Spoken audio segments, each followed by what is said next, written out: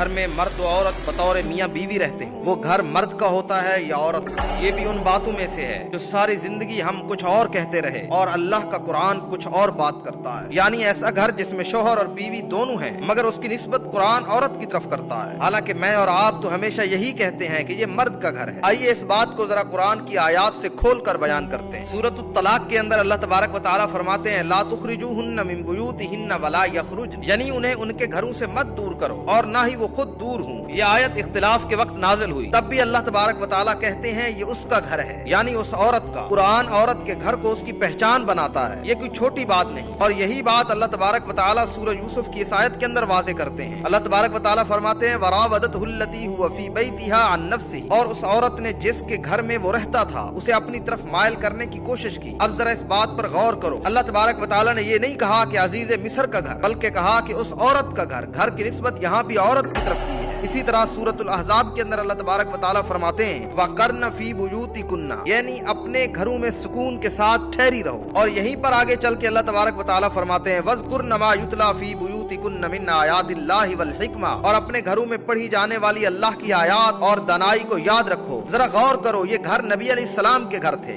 لیکن نسبت بیویوں کی طرف کی گئی۔ پھر یہی اللہ کا قرآن عورت کے سکون کو زندگی کی بنیاد قرار دیتا ہے۔ سورۃ الروم کے اندر اللہ تبارک و تعالیٰ فرماتے ہیں وَمِنْ آيَاتِهِ أَنْ خَلَقَ لَكُم مِّنْ أَنفُسِكُمْ أَزْوَاجًا لِتَسْكُنُوا إِلَيْهَا، اور اس کی نشانیوں میں سے ہے کہ میں نے تمہارے لیے تم ہی میں سے جوڑے بنائے تاکہ تم ان عورتوں سے سکون حاصل کرو۔ اب آپ ذرا غور کرو تو عورت کو قرآن نے سکون کہا ہے، اور جس جگہ عورت بے سکون ہو وہ جگہ کبھی بھی گھر نہیں ہوتی۔ تو آؤ اور خود سوچو، روز کہتے ہو کہ یہ میرا گھر ہے، لیکن سچ یہ ہے یہ وہ جگہ ہے جہاں عورت نے اپنی ہنسی دفن کی ہے۔ اس کو آباد کرنے کے لیے اس نے اپنے خواب سمیٹے، اس نے اپنی خاموشی کو عبادت بنایا۔ آپ باہر کی دنیا سے تھک کر آتے ہیں اور گھر کو مسکن کہتے ہیں جس کا معنی سکون کی جگہ ہوتا ہے، لیکن وہ عورت گھر میں رہ کر تھکتی رہتی ہے اور پھر بھی مسکرا کر تمہیں خوش آمدید کہتی ہے۔ اور آپ جب اس گھر میں جس کو قرآن عورت کا گھر کہتا ہے آپ اس گھر میں داخل ہوتے ہیں تو ایک جملے سے اس کا پورا دن خراب کر دیتے ہیں اور سمجھتے ہیں کہ میں نے ہاتھ تو نہیں اٹھایا، میں ظالم نہیں ہوں، جبکہ آپ خود بھی جانتے ہیں کہ بعض زخم جو لفظوں سے لگتے ہیں وہ بہت گہرے ہوتے ہیں۔ آپ مرد ہیں، آپ کی طاقت آواز بلند کرنے میں نہیں بلکہ دل کو محفوظ کرنے میں ہے۔ اگر اس کے اپنے گھر میں اس کا دل ڈر جائے تو آپ نے اللہ کی امانت والے گھر کو خوف کی جگہ بنا دیا، یعنی وہ گھر جس کو اللہ نے عورت کا کہا آپ نے اس عورت کے گھر میں اس عورت کو ڈرا کے رکھا۔ اگر اسی عورت نے اسی گھر میں خود کو بے قدر محسوس کیا تو یاد رکھیں آپ نے اسے نہیں بلکہ اپنے ایمان کو کمزور کیا ہے، کیونکہ نبی علیہ السلام نے مرد کی پہچان نماز سے یا روزے سے نہیں جوڑی بلکہ یہ فرمایا کہ تم میں سے سب سے بہتر وہ ہے جو اپنے گھر والوں کے لیے بہتر ہو۔ یہ بات سخت ہے کیونکہ یہی بات سچ ہے۔